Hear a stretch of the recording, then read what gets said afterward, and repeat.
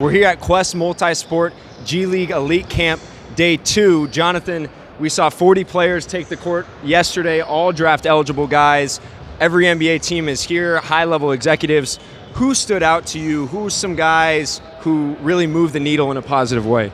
Well, I think Daquan Jeffries is having a very strong pre-draft process so far. He started at Portsmouth, made a bunch of threes, showed his athleticism, measured really well, 7-foot wingspan, great body. Really ticks a lot of boxes as a multi-positional defender. You can put him on guards, you can put him on bigs. The fact that he's making shots, and he's not clueless with the ball. You know, he made a couple of nice passes yesterday, playing with confidence. It's a guy who I think is obviously helping himself, only 21 years old still.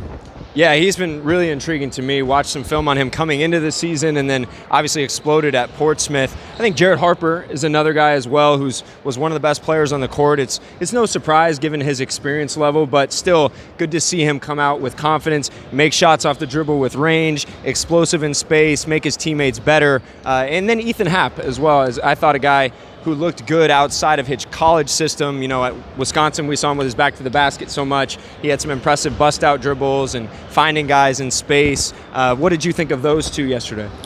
Love Jared Harper. You know, has everything to me except size, which I don't know if it's a deal breaker because I think he's going to measure okay in terms of length. He's very competitive. He's got a very good basketball IQ. He's a great athlete. He makes shots off the dribble, like you said. Wants to make other guys better. Has that nice balance between scoring and facilitating, which I think teams like to see in a point guard these days. Interviewed him yesterday. You know, he ticks a lot of boxes off the court as well. I'm a fan for sure.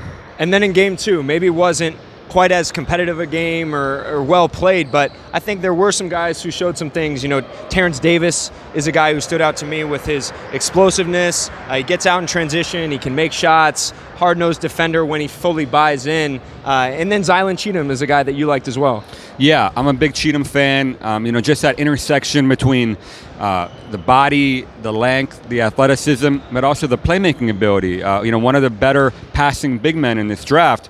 It's hard to find that. You know, there's some rough edges there that you want to, you know, clean up, but I think there's a lot there, honestly. And he's a guy that I could see a team taking a swing on in the second round.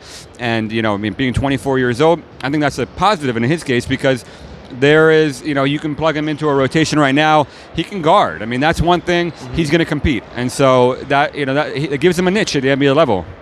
And so here we are going into day 2. I think there are maybe a few guys who didn't quite move the needle in a positive way that really need to come out and show themselves to prove that maybe they're worthy of staying in the draft. Who are some names that come to mind that you think kind of need a bounce-back performance?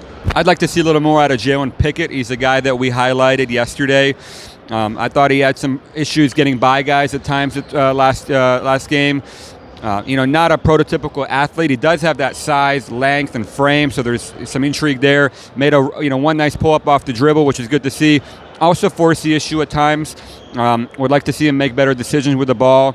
But, you know, he's 19 years old, and this is the highest level competition he's ever faced in his life. He's on a different kind of trajectory than most, so you don't want to overreact to one game, but it'd be nice for him to, you know, to finish out this camp on a strong note and in all likelihood probably head back to school for his sophomore year.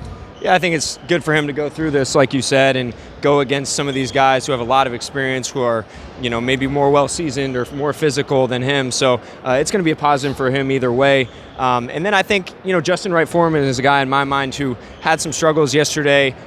Like you said, was kind of miscast in a tough role as, hey, we need you to play the point guard spot. We need you to make guys better. And that's just not really his game. So I want to see how he comes out and if, you know, he's able to make shots off the dribble and do some of the things we saw throughout the season. So it's going to be a huge day for a lot of these guys. I think, you know, they're guys who are looking to build on what they did yesterday and then guys who need a bounce-back performance. So stay with us. We'll be locked in here watching all these guys progress, and we'll be reporting back over the course of the day.